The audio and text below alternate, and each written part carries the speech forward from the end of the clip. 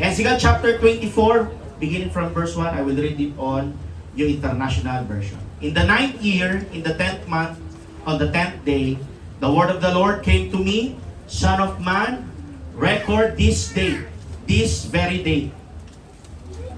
Because the king of Babylon has laid siege to Jerusalem this very day. Ngayong araw mismo, tell these rebellious people, this rebellious people is pertaining to the Israelites. Tell these rebellious people a parable and say to them, this is what the sovereign Lord says, put on the cooking pot, put it on and pour water into it. Put into it the pieces of meat and the choice pieces, the leg and the shoulder. Fill it with the best of these bones. Take the pick of the flock, pile wood beneath it for the bones, bring it to a boil and cook the bones in it. So parang nagluluto lang mga kapatid. Anyway, parang nagluluto talaga. For this is what the sovereign Lord says, woe to the city of bloodshed, to the pot now encrusted, whose deposit will not go away. Take the meat out piece by piece in whatever order it comes. For the blood she shed is in her midst. She poured it on the bare rock. She did not pour it on the ground where the dust would cover it. Nakakasunod kayo? Amen. To stir up wrath and take revenge, I put her blood on the bare rock so that it would not be covered. Therefore, this is what the sovereign Lord says, woe to the city of the bloodshed, city of bloodshed. I too will pile the wood high. So heap on the wood and kindle the fire. Cook the meat well, mixing in the spices, and let the bones be charred. How do you pronounce it? Char. Then set the empty pot on the coals till it becomes hot and its copper glows, so that its impurities may be melted and its deposit burned away. It has prostrated all efforts.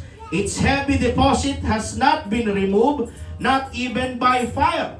Now your impurity is lewdness, because I tried to cleanse you, but you would not be cleansed from your impurity.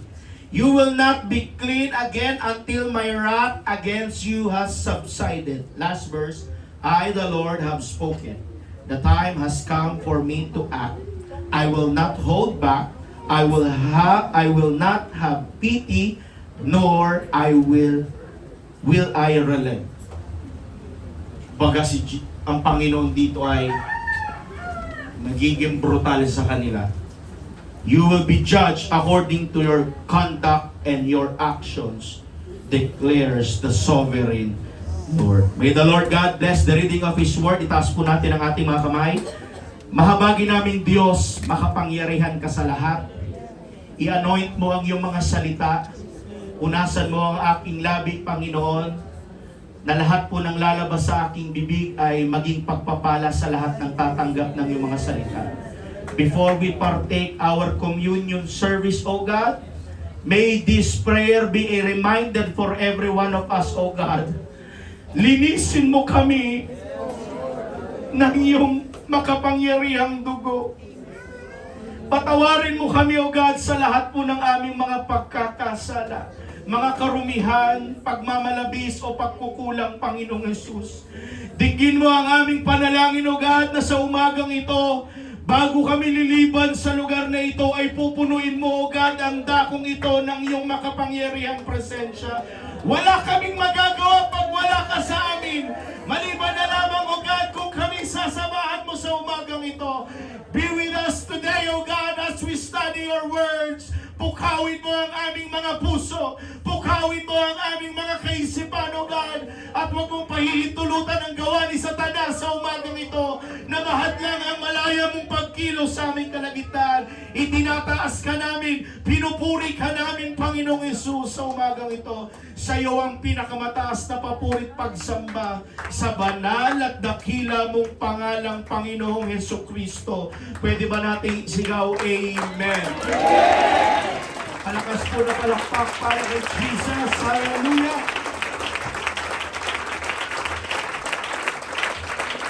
Before you sit down, I would like to give a message of this preaching sermon, The Unbothered Church. The Unbothered Church. Thank you mga kapatid. Please be seated.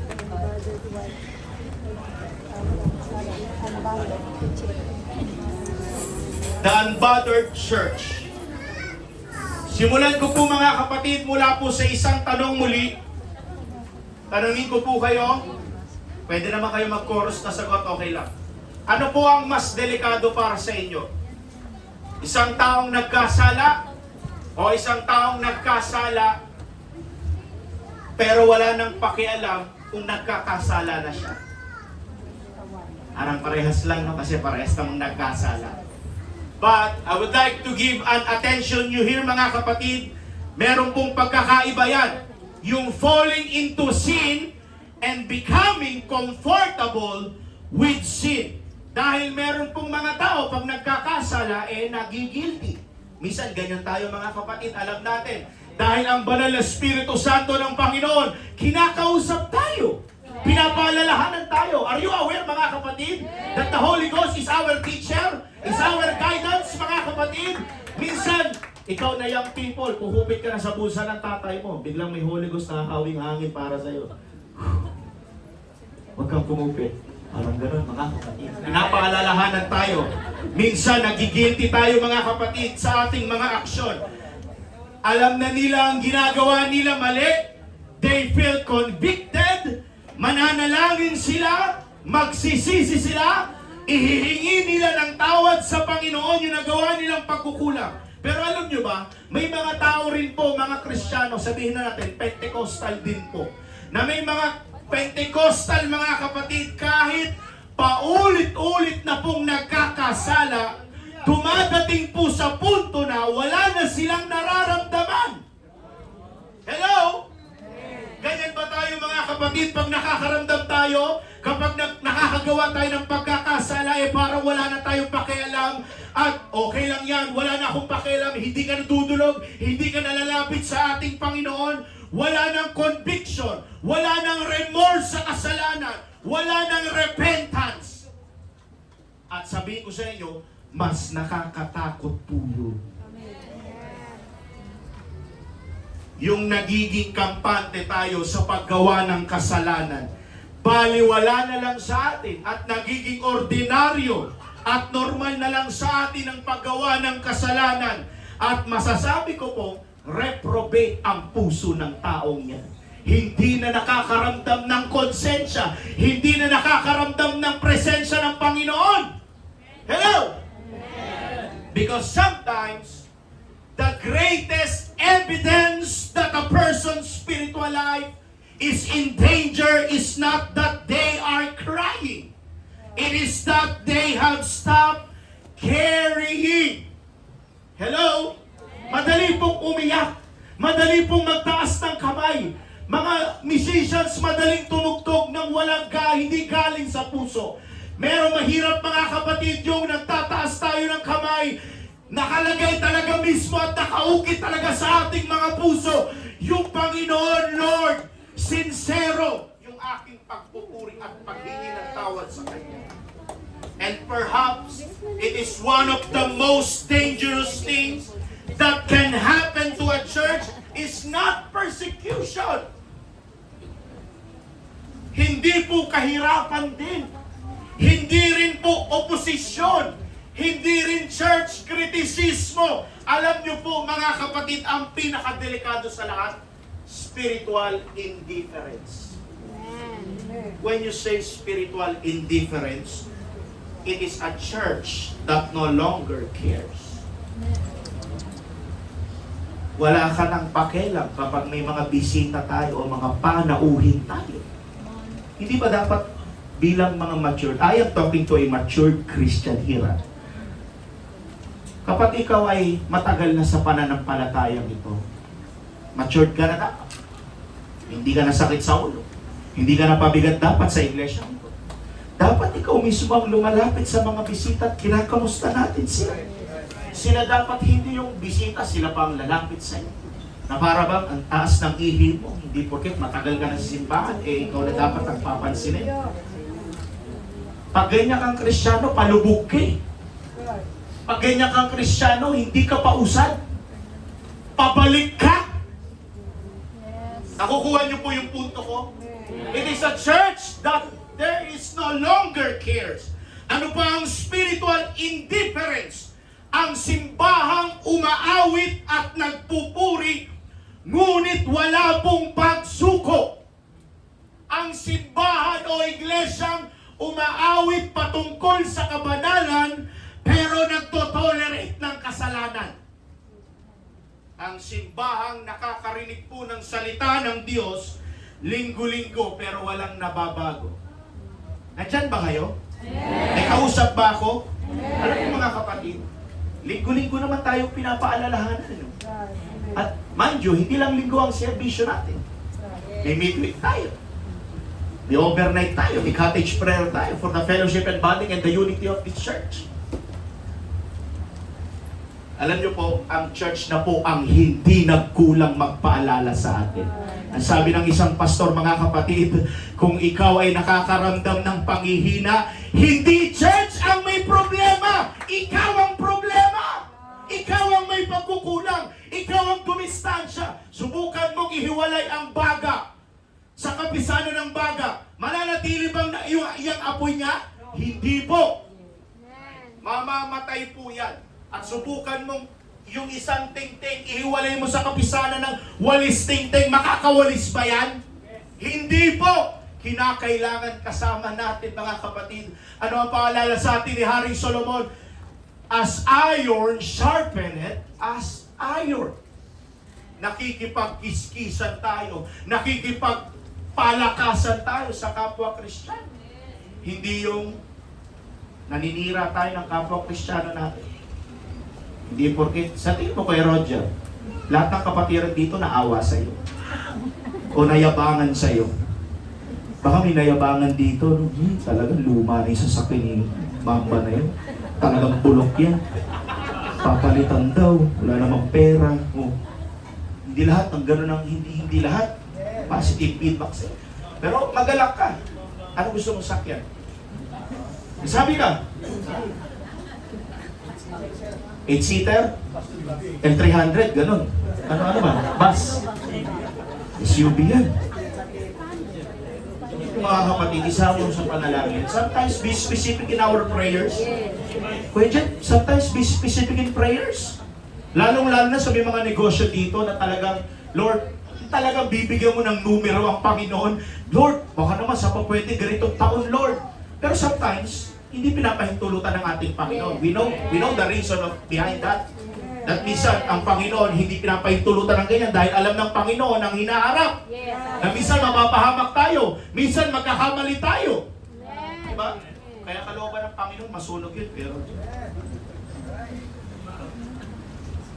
everybody say Amen. Amen. And why unbothered church? It is not a church that is peacefully because it trusts God. But a church that is unbothered because it has become spiritually numb. Nagiging insensitive tayo sa mga bagay-bagay dito sa loob ng church. Alam nyo ba, mga young people, dapat kayo ang nagkukusa. Naiintindihan nyo ba ako, mga young people? Kapag may nakikita kayo nahihirapan na elder dito sa simbahan, elderly, kung matanda sa atin, o talagang may edad na, senior citizen na, tulungan natin. Hindi yung kayo pa yung naminihasa. Alam mo mga kapatid, paumanhina, huwag kayo magagalit sa mga young people na nakita ko kanina. Sabay-sabay kayong kumakain sa baba. Tignan ko kayo. Yung kumakain, mga nakita kong kumakain sa baba.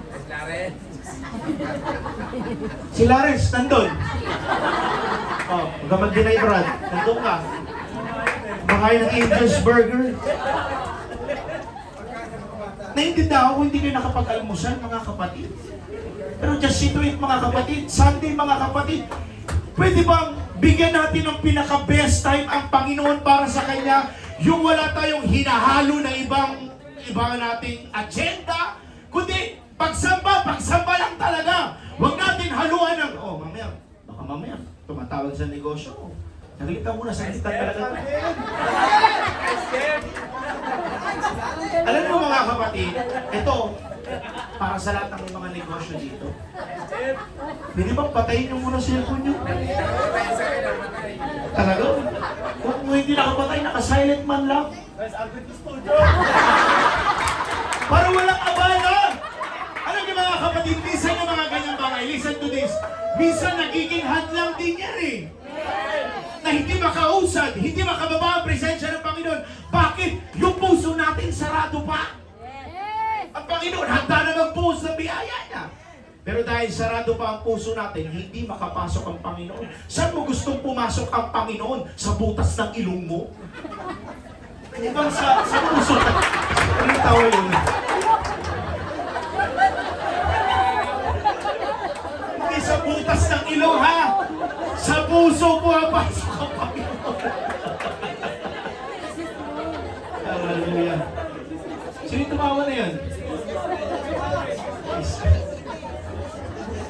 Hallelujah. So, hindi butas ng ilong, ha? Sa puso na pasok ang ating Panginoon. Paalala ito sa inyo mga kapatid, ha? Sa may mga negosyo dito. Pero yung mga talagang urgent mga kapatid, okay lang yun. Naiintindihan ko yan. Ang church naiintindihan naman yun. Halimbawa, bigyan ko na example, sa trabaho ni Star Sharon, may mga anak, mga kapatid. Huwag mo sugutin yun. No. Sige pa si Ate Sharon ng OB namin. Tamad-tamad, inuna ang church. Nagkakalagwan doon. Pero may mga bagay na naiintindihan ng Panginoon sa mga case-to-case basis, mga kapatid. Pero paalala sa atin, mga kapatid, huwag nating haluan ng ibang agenda ang ating pagsamba. Pag Panginoon, Panginoon lang. Kasi Monday to Saturday, binigay ni Jesus yan para sa atin eh. Hindi nga nangingialam ang Panginoon dyan eh. Pero yung kakarampot na oras, 4 na oras lang tayo magugugol dito sa church, hindi pa natin maibigay yung pinaka-best effort natin. Alam niyo mga kapatid, I encourage you, pag umaawit tayo dito sa church, pwede bang bigay todo ka rin? Hindi lang sa pag-awit. Kapag nagpapaikot na ng tithes and offering, pwede bang yung pinakamainam na offering ang ibigay mo rin sa Panginoon? Diba? Kung pagpasok mo sa church, pwede ba yung pinakamainam na smile naman ang ibigay mo? Hindi nakapusangot ka. Meron kasi dito pagpasok mo pa lang, kahit wala pang ginagawa sa iyo kapatiran, nakakainis na yung mukha. Pero sana mga kapatid, bilang isa sa mga matured Christian, tayo yung maging pamugaran o maging pasimuno ng mga... Kamusta ka kapatid? Hallelujah! Kamusta ka? Kamusta ang bill nyo? May mga pagsumo ka ba? Lapit ka sa Panginoon, wala sa akin ang solusyon. Nasa Panginoon. Ganun lang mga kapatid. Nakakaintindihan ba tayo mga kapatid? Palakpakan po natin si Jesus. Napaka-unusual na nag-connect tayo muli mga kapatid. Number 1, God can warn us for a long time. But there comes a time when warning becomes judgment. In Ezekiel chapter 24, here in the text that we read mga kapatid, is something quite unusual. God gives prophet Ezekiel a specific date, the 10th day of the 10th month. Kung i-analyze yung word na yan, the 10th day of the 10th month, ano ibig sabihin? October 10, parang ganun. Pero iba po yung kalendaryo before mga kapatid, at sinerch ko mga kapatid na ang 10th day of the 10th month na tinutukoy po dyan ay since wala pa po ang ating Panginoon dyan, it is 588 BC. And God tells Prophet Ezekiel to write it down. Bakit? Because something significant is happening. The Jerusalem is under siege. Pag sinabing under siege, ano po yun? Sila po ay inaatake. Sila po ay sinasalakay. The enemy is coming. At meron pong babala. Meron pong sinasabi ang ating Panginoon na, Ezekiel, sabihin mo sa bayan ko, hindi ito aksidente. Ito ay bunga ng mahabang history ng pagiging rebelde ng Israel. Alam niyo mga kapatid, from time to time, Kung alam nyo ang Bible nyo, kung nagbabasa talaga, kung you love reading the Bible, from Exodus saga up until the book of Prophet Malachi, hanggang Malachi, puro pagdudong sa'yo. Or may mga sweet victories, victories over victories. Pero most of the time, mga kapatid, puro laban yun. Dahil po yan sa mahabang history ng rebellion ng Israel. Sa mahabang panahon din, mga kapatid, ang Diyos po ay laging nagbibigay babala. Sa mahabang panahon din, ang Panginoon ay nagbibigay din ng mga propeta para magpaalala sa kanila. Sa pagtatama, sa pagkukorek ng kanila mga pagkakamali, sa pagdidisiplina, sa lahat ng mga sirkumstansya na kinaharap ng bayan ng Panginoon, again and again, God called them to repentance. Walang ibang bukang bibig ang Panginoon. Kapag bumabalik sila at lumalayo sila sa presensya ng Panginoon, tinatawag pa rin sila sa repentance. You know what? Ang dami-dami pong kaparaanan ng Panginoon para manumbalik sila. Pero cycle po ang buhay nila. You know what? Kagaya sabi ko, kung alam mo nga ang Bible, hindi lang po nagdusa ang Israelites sa Egypt. Hindi lang sa 40 years sa wilderness. Hallelujah! Hindi lang sa panahon ng mga hukom sila nag-suffer. Sumapit pa po sila sa mga hari, sa mga wicked kings, sa mga time ng mga propeta, sa Babylon, ang dami pa! Pero hindi sila nakinig. Matigas ang ulo nila. Tingnan mo nga yung katabi mo kung matigas ang ulo niya.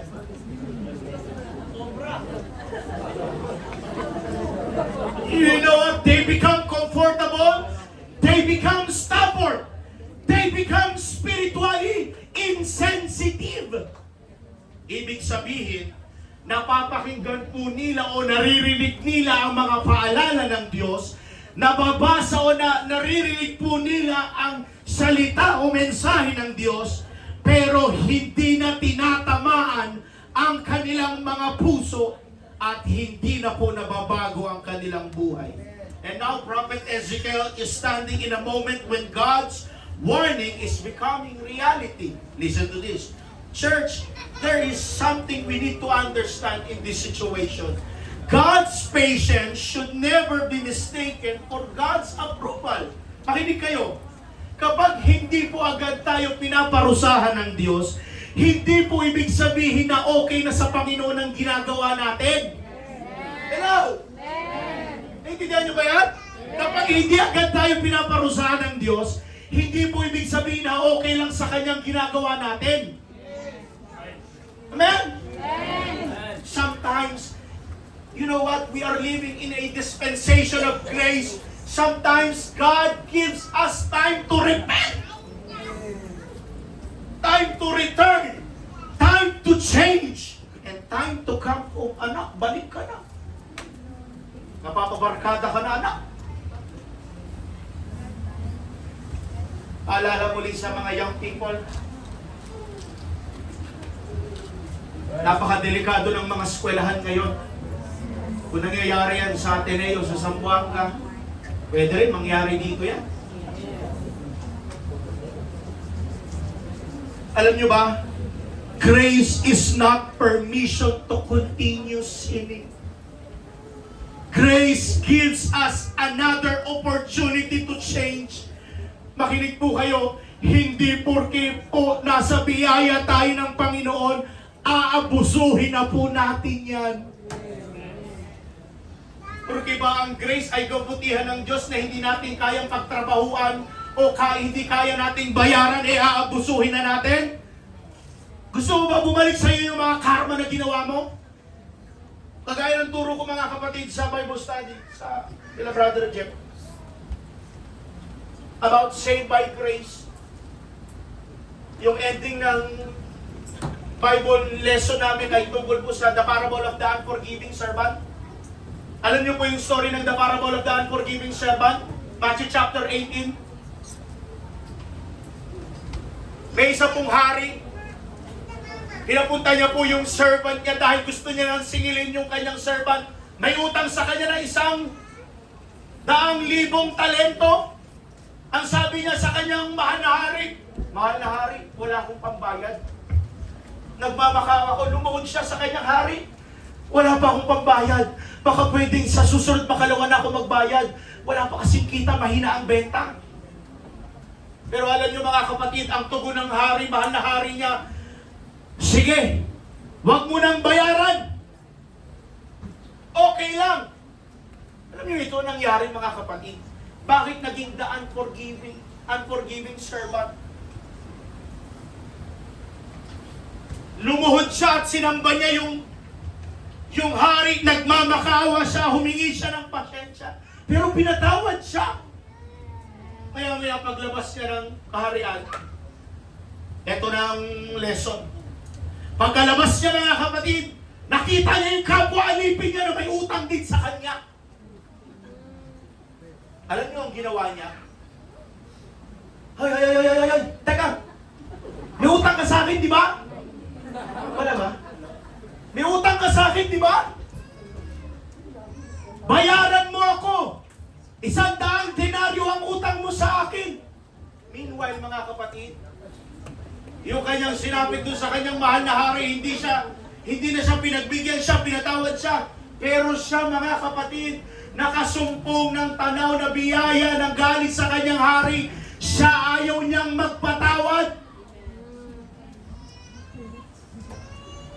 Alam niyo ang nangyari mga kapatid? Nagpatira pa din yung may utang sa kanya. At sabi niya, babayaran kita, pagpasensyahan mo na ako. Alam niyo, ginawa ng mga kapatid ng lalaki itong sumakal sa leeg ng may utang din sa kanya. Sige, ipagbayad na lang yung kanyang pamilya, yung anak niya, yung asawa niya, ipagbayad, ikulong sila.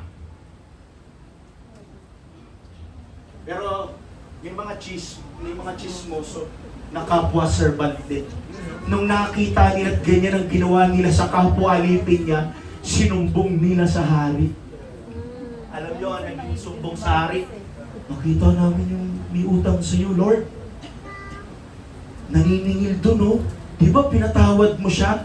Alam mo, ang sabi ng hari, pabalikin mo siya. Sisingilin ko siya sa lahat ng utang niya sa akin. Pag hindi siya nakabayad, ipapakulong ko siya. Ano nangyari sa story? Nung tinawag siya mga kapatid at wala rin siyang pambayad, siya ang nakulong. Minsan siyang nakasumpong ng biyaya, hindi man nila ma-extend yung grace sa ibang tao. Dapat ganyan din tayo mga kapatid. Kung nakasumpong tayo ng biyaya sa Panginoon, dapat ma-share mo sa ibang tao yan. Dapat mag-spread yung biyaya ng Panginoon. Sa tindi ng galit ng hari, pinakulong niya rin. Bubalik tuloy sa kanya yung karma. Oh. Hindi naman tayo naniniwala sa karma o sa mga kapatid. Pero alam nyo, yung pagiging isang Kristiyano, dapat mabuti kang tao. Dapat hindi ka mandurugas. Dapat hindi ka madaya. Dapat tapat ka. Kung may bigasan kayo, dapat saktong kilo ng bigas. Diba? Ate Jassy, diba? Ate Linda, diba? Dapat tama kiluhan natin. Kuya Sam, yung kiluhan ng isda mo. Huwag mo munang ilagpas mo muna. Ang tawag doon, pag nakalagpas muna, ipitik pa. Alam niyo mga kapatid, ulitin ko, kapag hindi kagad tayo pinaparusahan ng Diyos, hindi po ibig sabihin niya na okay lang ang ginagawa natin. Binibigyan pa rin tayo ng Panginoon ng tsansa, pagkakataon para mabago ang ating pagkakamali. Alam niyo mga kapatid, ang dami pong mga reminders ng Panginoon sa atin. All over the Bible, minsan pumapalya pa rin tayo. Minsan nagkakamali pa rin tayo at minsan na-offend pa rin natin ang ating Panginoon. Bakit? Nabubuhay tayo sa mundong ito kung saan ang hari ng mundong itong makasalanan ay ang dyablo. Dinadaya tayo. Binubulungan tayo. naman lamang tayo, mang-agrabya tayo ng ibang tao.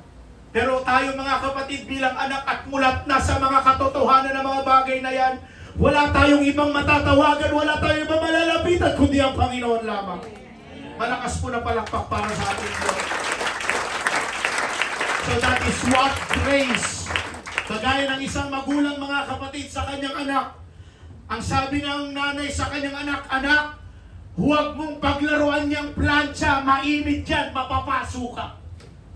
Ang sabi ng ang tugon ng kanyang anak, hindi niya pinansin yung babala ng kanyang nanay. Pero ang sabi, ikalawang beses na reminders ng nanay niya, anak, please, huwag mong paglaruan niyang plancha, mapapaso ka. The child still ignored. Eventually, ang bata ay napaso sa plancha. You know what? Ang magulang po ay hindi naging masama. Dahil hindi niya po pinigilan ng anak niya segundo-segundo. The warning had already been given. Pero alam niyo yung pagkakamali? The problem was not the absence of warning. The problem was the refusal to listen. Nakikinig ba kayo? Alam niyo mga kapatid, iisang boses lang dapat ang ating pinapakinggan. Huwag tayo makinig sa ibang mga payo ng iba. Yung mga young people, walang may papayo sa inyo mga barkada nyo. Kundi again, sa kalooban lagi ng Panginoon yan. Amen? Ganito rin tayo mga kapatid sa spiritual life. God already warned us, but we hold the grudge. Because our greatest problem is not that God isn't speaking. It is that we have become too comfortable not to listening. Amen ba mga kapatid? Palakpakan po natin ang ating Panginoon. Number 2, God uses the cooking pot as a picture of corrupted heart. Sabihin natin, corrupted heart. Then God tells to prophet Ezekiel to make a cooking pot. Put it on the fire. Ano yung litrato dyan? Put the pieces of meat inside. Magdagdag ka ng tubig, pakuluan mo. Kung titignan nyo mga kapatid, parang ordinaryong nagluluto lang si prophet Ezekiel. But there is a message for these things. It is a parable things ng ating Panginoon to Prophet Ezekiel at sabihin mo itong parabolang ito bilang babala sa bayan ng makasalanang rebellious Israelites na yan. It was a message, church. The pot represented Jerusalem. The fire represented God's judgment. And the meat represented the people. Then God tells Ezekiel to make the pot boil violently. Bakit mga kapatid? Dahil ang Diyos po, He want to expose what was inside. And that gives us an important spiritual principle. Pressure reveals what is already inside us. Hello? Say amen. Amen. Alam niyo mga kapatid, kapag madali ang buhay, pag komportable ang buhay, kapag ang trabaho okay, ang pamilya okay, maraming pera sa bangko, madali magsabi ng praise the Lord ba? Dali, di ba? Pero paano kapag empty ang bangko, maraming loan, bayaran na lang ang sasakyan, bayaran na ng mga home credit mo, parang hirap magpuri no? Parang ang sarap, dun lang muna sa likod, no? Dito muna ako, wala mo nang kakausap sa akin. Baon ako muna sa utang na yun. Wala ang dami kong problema ngayon, ang dami mga bayad. Ayaw ko na mag-commute yun. Hindi ako worthy. Kayo mga kapatid, before we partake of this communion service, let us ask God, Lord, gawin mo akong karapat-dapat. At tutusin naman, wala namang karapat-dapat sa atin mga kapatid. Yung mga pagmumukha natin, hindi karapat-dapat to. Wala to sa kalingkingan, sa biyaya ng Panginoon. Pero dahil sa biyaya ng Panginoon, nakasumpong tayo mga kapatid sa kabutihan, mga biyaya, at malaking pabor ng ating Panginoon. So, madaling magsabi mga kapatid ng praise the Lord pag magaan at angat ang buhay. Pero kapag yung mga pressure dumarating, kapag nade-delay yung mga panalangin natin, remember mga kapatid, delay is not always denial. Tandaan nyo lagi yan. Hindi porket nade-delay yung blessing mo. Minsan nga, made-delay lang yung shopping mo. Reklamo ka na kami. Hindi dumadating sa tamang oras. Di ba? Kayo mga kapatid, paalala lang ha. May mga nababaon po sa utang sa SP ha. Oh. Pag kayo nabaon sa utang dyan ha. Oh, talagang mahirap mag-praise the Lord talaga. O ano po yun? Sabihin nyo na lang yung mga sa mga magulang na hindi nakakala. Baka ang dami ng inadtukart ng nanay mo hindi binabayaran. Kapag may mga krisis sa pinansyal, kapag hindi nangyari yung mga gusto natin, then what comes out? Ang patience, nagiging impatience tayo, nagiging magagalitin tayo, nagiging mayabang tayo. Pressure does not necessarily create what is inside us. Pressures reveal what is already inside us. Hello? That is why sometimes God allows difficult seasons. Not because He wants to destroy us, but because He wants to reveal what needs to be surrendered. Sa mahabang panahon po mga kapatid, sumapit ang bayan ng Panginoon sa pag-uusig, pagkukorek, pagpapalo, pinahintulutan ng ating Panginoon. Dumating din naman sila sa mga sweet victories, sa mga triumphant victories nila mga kapatid. Nakatalo sila ng mga Pilisteo, talaga mga nanakop sa kanila. But there are times, most of the times mga kapatid, puro talo sila. Kayo ba mga kapatid, gusto nyo talunan tayo? Talunan sa buhay, wala lang pa. Alam nyo mga kapatid, sa mga magulang, huwag nyo sabihin yung mga anak nyo, anak, lampa ka. Anak, bobo ka. Anak, wala ka mararating. Nakakabawa po ng moralidad ng bata yan. Pwede bang positive lagi sa mga anak natin? Anak, galing-galing mo. Pwede ba ganun yung mga ini-spread natin sa kanila? Kasi napansin ko mga kapatid na malaking epekto pala sa mga bata yan. Lalong-lalo pag nasa surroundings na sila sa loob ng school nila. Nawawala yung kanilang pagrespeto, paggalang sa mga teacher nila. Nawawala yung pagiging friendly nila sa mga classmates nila. Bakit? Sa bahay pa lang, tinuturuan na. Pinupunuan na sila ng mga negativity. Diba?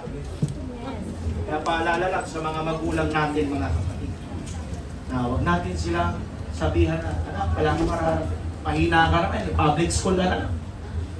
Hindi po ganun. Palakpahan po natin si Jesus. Number 3, the problem was not the fire. The problem was what was inside the pot. Look at the picture, balikan natin. There was a pot, there was a fire, there was a meat, and eventually, the fire exposed the condition of the pot. Alam niyo, pag yung isang kaldero na susunog, bakit mo isang picture ni France yan? Kasi yung mga kaldero nyo sa bahay, ganyan. Mga probinsya, ganyan, no? Pero okay lang naman din yan. Pero yung mga kapatid, na-expose yan. Inalitulad ng ating Panginoon na ganito po ang Israelites, mga kapatid. God says in verse 6, tulad ng kalderong kinakalawang at hindi nililinis, and the impurity does not leave it. Nandyan yung rust, nandyan yung maitim, puwet ng kaldero, mga kapatid. Ganyan ine-expose ng apoy, na para bang the fire tells it is God's judgment. Kapag nasusunog po yung kaldero, umiitim po yan. Diba? Nangingitim po yan. And God says something very serious matters. Remove piece after piece. Eto na. The picture is that the corruption had become deeply embedded. Nakakabit na dun sa kanila yung pagiging rebellious nila, yung pagiging corrupted ng mga tao. Nakakatakot yun. Hindi na simpleng surface problem yan. Kasi yung mga simpleng surface problem na yan, yung pagiging sunog sa labas ng kaldero, pwede pang is-isin yan. Anong ginagamit pang tanggal dyan, Jun? Oh, wala kang alam, hindi ka hindi ka naglilinis. Ano liha?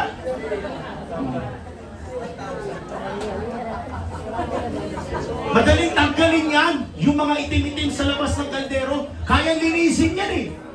Pero ang sinabi ng Panginoon, remove piece after piece. Ano yung mga nilagay doon? Yung sinabi natin kanina, yung some part of ng leg, some part ng shoulder. Ano yon? The meat represent the Israel. Para malabas ang totoo nilang kulay. Tanggalin nyo yung ating pinakuluan sa loob ng kaldero. Hindi na simpleng surprise problem yun. Malalim po yun. It was stubbornness. It has been for too long. And church, this where the message today becomes personal para sa atin. Alam nyo ba, minsan gusto ng ating Panginoon na baguhin ang ating sirkumstansya. Pero ang Diyos, puso pala ang gusto niyang baguhin sa atin. Hindi yung sirkumstansya. Kasi pag sirkumstansya, nagiging panatag tayo. Pero kapag ang puso ang binago ng Panginoon, magiging iba yung pananaw mo sa sirkumstansya na kinakaharap mo. Pag puso ang binago ng Panginoon, hahanapan mo ng solusyon. Hahanapan mo ng remedyo yung problema na kinakaharap mo. Kaya minsan ang tulong ng Panginoon, hindi sirkumstansya ang pinapalitan ng Panginoon o inaalis. Puso ang binabago ng Panginoon. Para matuto tayong mag-rely, magtiwala sa ating Panginoon. Can I get an amen, mga kapatid? Palapahan natin ang ating Panginoon. May mga times na sirkumstansya ang binabago ng Panginoon. Pero most likely, mga kapatid, puso, attitude talaga ang pinapalitan, binabago ng Panginoon. Para maging iba yung tugon natin sa problema na kinakaharap natin. Minsan kasi mga kapatid, kapag sirkumstansya ang pinalitan ng Panginoon, madali na tayo magtiwala sa Panginoon. Nagiging kumpiyansa tayo, nagiging panatag tayo sa ating sarili. Ay, nandiyan naman ang Panginoon, kaya akong tulungan. Pero kapag puso ang pinalitan ng Panginoon, puso ang binago ng Panginoon, matututo kang dumiskarte, matututo kang magtiwala. Amen. At hindi ka basta-basta matitinag at matitisod. Diba? Sino ba dito? Madaling matisod kapag sinabi ko lang na late. Nagre-react na kagad kayo. Ba? Sino gusto mo paalala sa'yo ng mga bagay na yan? Ba? Pag hindi ka nakapag-devotion, huwag tumayo. Magiging stumbling block ka lang. Pag allergic ka sa mga papangangaral na gano'n, hindi ka lalago, kapatid. Pag allergic ka sa pangangaral ng pagbibigay, yung mga hindi nagbibigay, bahala kayo sa buhay nyo. Oh, pag allergic ka, alam nyo, kaya lang tayo nasasaktan, mga kapatid, sa mga pangangaral. Kasi taliwas yung ginagawa mo sa sinasabi ng pinapangaral eh. Kaya nasasaktan tayo. Amen ba, mga kapatid? Nandiyan pa kayo? Palakpakan po natin ang ating Panginoon. Ang sabi ng Panginoon, because there is something inside you that I am trying to expose. Balikan natin ang story ni David. David committed a terrible sin. He committed adultery with Bathsheba. At hindi lang yun ang bunga ng kanyang kasalanan. Nag-ugat-ugat ang kanyang kasalanan. Then, he arranged the death of Uriah na asawa ni Bathsheba. For a period of time, makinig kayo, David continued living as a king. Hari pa rin siya. Pero hindi nakalimutan ng Panginoon ang kanyang ginawang kasalanan. Imagine that. Siya ay nakaupo pa rin sa trono niya sa palasyo. He's still functioning. He's still command. Siya pa rin nagpapatakbo ng buong palasyo. Still wearing his crown. Still wearing his cape. But something wrong inside of David's heart. Then God sent Prophet Nathan to confront and to rebuke him. Dinaan pa siya sa isang matinding parabola. Noong una, hindi maintindihan ni David yun eh. Ikaw ang tinutukoy ko doon sa parabolang yun. Ikaw yun, David. And David finally said, nung inadmit niya, I have sinned against to the Lord. And that sentence is important, mga kapatid. Because David was not perfect. Kagaya natin, hindi tayo perfecto. Pumapalya tayo. Nagkakamali tayo. Nahuhulog tayo. Minsan nga, nakakabitaw pa tayo ng mga hindi magagandang pananalita. But he was correctable. He was confronted and he responded. You know what? There is a difference between a person who falls and a person who refused to get up. Alam niyo mga kapatid, ang maganda sa taong nahulog sa kasalanan, marunong bumangon. Pero kasi mga tao nahulog sa kasalanan, ayoko na magsimba, backslide na ako. Hindi kayo madaling bumackslide.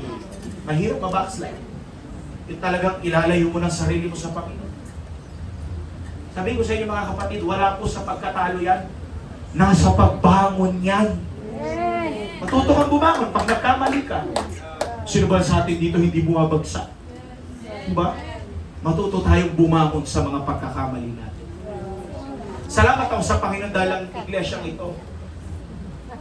Hindi rampant ang iglesyang ito sa mga rebeldeng kapatiran.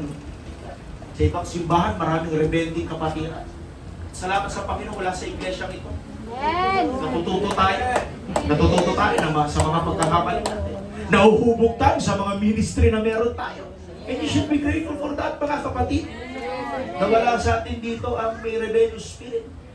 Yung umaatake sa pangangaral ng pastor. Yung inaatake, yung ikapo.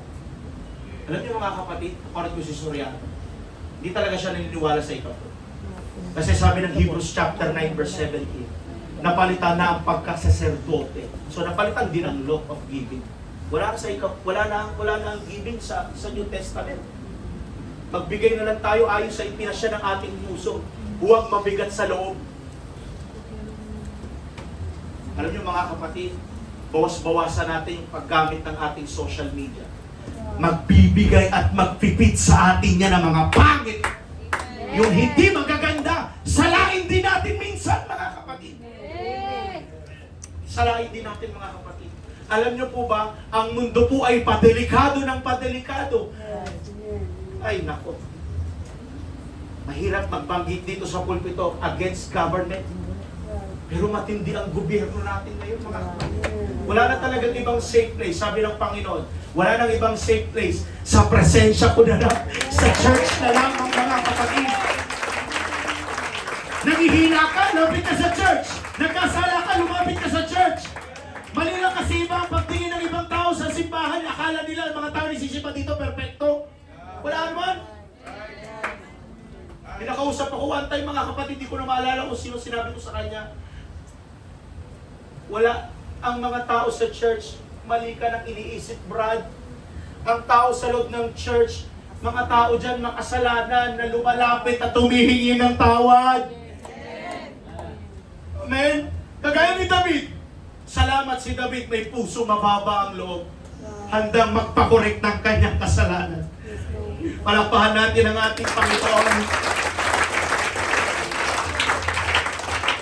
Number 4, the most dangerous church is not always the persecuted church, but the comfortable church.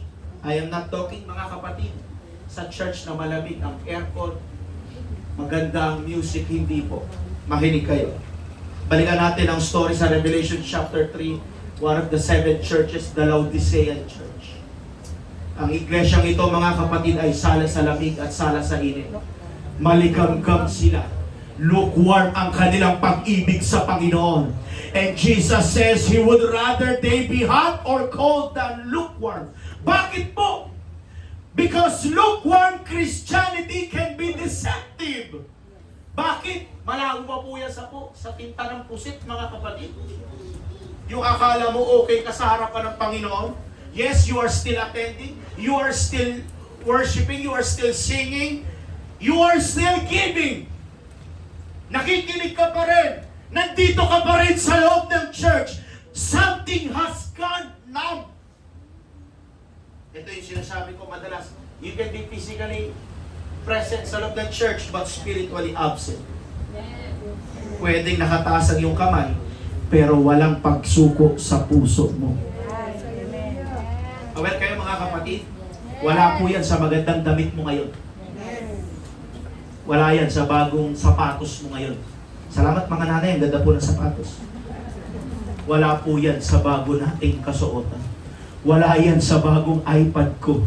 Wala yan mga kapatid sa ganda o mamahaling damit natin. Wala rin yan sa ganda ng boses mo. Nasa pagsuko ang yung puso natin dapat. Totoong umiiyak. Totoong sumusuko sa Panginoon. Hindi impress ang Panginoon sa mga mabubulaklak nating panalangin. Hindi impress ang Panginoon sa mahaba nating panalangin. Impress ang Panginoon sa puso nagpapakumbaba. Hindi impress ang Panginoon kahit malaki ang binigay mo. Malaki nga binigay mo. Hindi naman galing sa puso mo. Wala po yan, kapatid. Because Christianity was never designed merely to make us religious. It was designed to make us Christ-like. Naniniwala ako mga kapatid, katabi mo, kaliwat kanan mo, harap nasa likod mo, Christ-like yan. Kasi Kristiyano yan eh. Pag sinabing Christ-like, ano nga po yun? Ha? Katulad dapat natin si Kristo. Kung anong ginagawa ni Jesus, siya rin natin ginagawa. Nagmumura ba si Jesus? Eh, ba't nagmumura ka? Oh. Dapat Christ-like tayo. Palakpakan natin ang ating Panginoon. Tapusin ko po ito mga kapatid. Number 5. The unbothered church can hear a sermon without hearing God. Ezekiel's preaching is about hearing the same warning again and again. Repent! Return! Manumbalik! Magsisi! Alam niyo mga kapatid, yung mga ginamit ng Panginoon sa Old Testament, parang mga sirang plaka na pala sila. Napansin ko. Paulit-ulit sila ng warning. Paulit-ulit sila ng paalala sa bayan ng Panginoon. Yung mga kings, yung mga judges, even Moses, even Joshua. Lahat sila paulit-ulit na parang sirang plaka na paalalahanan nyo. Turn away from sin. Repent. Return to me. Come back to God. But after hearing many times, again and again, alam nyo ba, the warning becomes background noise na lang sa kanila. Nakakatakot pala yun mga kapatid. Over-familiar na sila sa salita ng Diyos. And because it becomes familiar, it loses its impact. That is dangerous. Because sometimes, familiarity can kill sensitivity. Paalalahanan ko kayo huwag tayo maging over-familiar sa bawat isa sa atin. Nakakasira ng pagiging sensitivity. Tayo mga kapatid, malinaw po ang paalala sa atin. Huwag tayong maging over-familiar sa bawat isa. Set boundaries. Set perimeters. Set limitations. May mga bagay po kasi na hindi na dapat sinasabi public. May mga bagay na dapat kayo lang ng asawa na hindi mo na dapat kinukwento sa biyanan mo, sa kapatid mo. May mga bagay po kasi na hindi na kailangan sabihin at i-broadcast. Bakit mga kapatid? Nakakasira po ng... Naiintindihan niyo ako? Yes, yes. Nakakasira po yan ng samahan. Akala mo sa pagiging kampante at komportable ka na kasama mo siya araw-araw, nagdudulot pa yan in the near future ng hindi magandang ugnayan sa iyo. Kaya paalala sa atin dito, kahit ako pinapaalala na hanan ng Panginoon. Sometimes mga kapatid, pag may mga jokes tayo mga kapatid, huwag masyadong matindi. Hindi kasi natin alam mga kapatid, kayo, komportable kayo sa kwentuhan nyo. Pero di ba nakarinig na iba na unmatured pa sa pananampalataya? Baka matisod sila sa atin. Hindi kasi tayo pare-parehas dito ng antas ng pananampalataya, mga kapatid. Bali sa sobrang tindi ng biruan natin, may na-o-offend na pala tayo, may nasasaktan na pala tayo. Ha? Yung pagiging familiarity natin, mga kapatid. Bakit po? Pag over ka na po sa isang tao, nagiging insensitive ka na po sa feelings at struggles ng iba. Wala ka nang pakialam doon. Parang bibiruin mo na lang yun. Total, matagal na tayo magkasama eh. Wala ka nang pakialam sa nararamdaman niya. Wala ka nang pakiramdam sa struggle, sa feeling ng ibang tao. May pinagdadaanan siya. Akala mo, nagbibiro pa siya pero seryoso na pala siya. Sabi ng isang African Proverbs, familiarity breeds contempt, but distance brings respect. Sabi mo sa katabi mo, distansya tayo.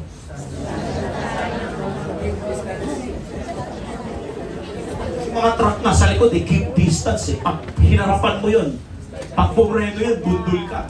Tayo pa kaya mga tao, mga kapatid, na dapat set boundaries, set limitations. Huwag tayo dapat mahumaling. Lagi tayo magkaasama. Hindi po ganun lagi mga kapatid. May mga panahon na ikaw lang dapat ang nakakaalam. May mga panahon na dapat hindi mo na kinukwento yung problema mo. Intindihan niyo ako mga kapatid. May mga problema pala tayo dapat na hindi na natin sinashare sa ibang tao. Na tanging ikaw na lang ang isumbong mo na lang sa Panginoon yan. Huwag mo na ikwento sa iba. Hoy, alam mo, ano kami ng asawa ko? Huwag mo na ikwento yun. Personal life niyo yun. Diba? Pangit kasi mga kapatid, kung kinukwento mo pa yung buhay niyo mag-asawa, yung struggles niyo mag-asawa. Wag. Set boundaries mga kapatid. Nakakasira po yan ng imahe ng ibang tao. Naintindihan natin mga kapatid, palakpakan natin ang ating Panginoon. A church becomes dangerous when sin no longer bothers it. But a church becomes powerful when God's presence matters more than its comfort. Amen ba mga kapatid? Ay ganyan ito. If it is bothers God, it should bother you also. Pag nababother ang Panginoon, dapat bothered ka rin. If God hates it, I will reject it. Kapag ayaw ng Panginoon, huwag na rin. I-reject mo. Malinaw naman ang salita ng Panginoon. Minsan kasi naghahanap pa tayo, naghihintay pa tayo ng audible voice na o kamay na hahawi sa atin para hindi na tayo makiapit sa pagkakamali na yan. Pag ayaw ng Panginoon, reject it. If God calls it sin, I will not rename it. Amen ba mga kapatid? Amen. And if God calls me to repent, I will not make excuses. Pag mali ka, mali ka. Pag tama, wala naman, hindi naman nagkakamali ang Panginoon. Tama si Jesus, pag mali ka, akuin mo. Huwag ka na manisin ng ibang tao. Minsan kasi mga kapatid, ganyan tayo. Likas at nature ng tao. Pag nagkakamali tayo mga kapatid, bukang bibig ng tao, ito kasi siya nagpasimuno eh. Hindi mo pwedeng sisihin at akuin na lang yung pagkakamali mo. Di ba mga kapatid? Akuin natin. Tayo mismo rin naman ang gumawa ng kasalanan ng yan, akuin natin. Kaya pag ang Panginoon tinatawag tayo sa repentance, huwag na tayong magpaliwanag pa. Huwag na tayong gumawa ng mga alibay at excuses. Ayaw ng Panginoon yan. If God calls me to forgive, I will forgive. Pag ang Panginoon, ang Diyos naman palagi, salita ng Panginoon, alam natin yan, tinatawag tayo lagi na magpatawad tayo. Pero dapat tayo, huwag tayo maghihirap magpatawad. Magpatawad tayo mga kapatid. Magpatawad tayo. Mahirap kasi mga kapatid, yung hanggang sa pagtanda natin, dala-dala natin yung sama ng loob. Lalong-lalo na pag nagkasakit ka, tas dala mo pa yung sama ng loob mo sa kapatiran na yan. Talagang puhunin ka ng Panginoon dyan. Iisipin mo yun, may stress ka lalo. Diba? Magpatawad tayo. And if it God calls me to change, I will change. Magbabago ako, Panginoon. Magbabago ako. Because the opposite of the unbothered church is not a church that is worried about everything. It is a church that has learned to care about what God cares about. Palakpakan natin ang ating Panginoon.